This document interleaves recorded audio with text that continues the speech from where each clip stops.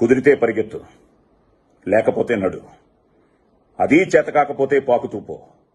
అంతేకాని ఒకే చోటలా కదలకుండా ఉండిపోకు. ఉద్యోగం పోయిందని, వ్యాపారం దెబ్బతినిందని, స్నేహితుడొకడు మోసం చేశాడని, ప్రేమించిన వాళ్లు వదిలి వెళ్లిపోయారని అలాగే ఉండిపోతే ఎలా? దేహానికి తప్ప దాహానికి పనికిరాని ఆ సముద్రపు కెరటాలే ఎగిసి ఎగిసి పడుతుంటే తలుచుకుంటే నీ తలరాత ఇంతే అన్నవాళ్లు కూడా నీ ముందు తల దించుకునేలా చేయగల సత్తా నీది. అలాంటిది ఇప్పుడొచ్చిన ఆ కాస్త కష్టానికే తలం చేస్తే ఎలా?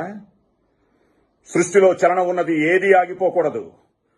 పారే నది, వీచే గాలి, ఊగే చెట్టు, ఉదయించే సూర్యుడు అనుకున్నది సాధించాలని నీలో కసి కసిగా ప్రవహిస్తోందే, ఆ రక్తంతో సహా ఏది ఆగిపోవడానికి వీల్లేదులే.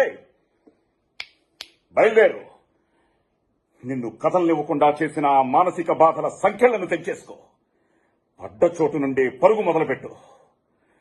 నువ్వు పడుకునే పరుపు నిన్ను చేదరించుకోకముందే నీ బద్ధకాన్ని వదిలి, నీ అద్దం నిన్ను ప్రశ్నించకముందే సమాధానం వెతుక్కో.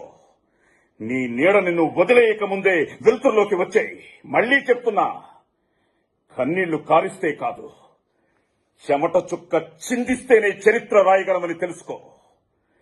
చదివితే ఇవి పదాలు మాత్రమే, ఆచరిస్తే అస్త్రాలు.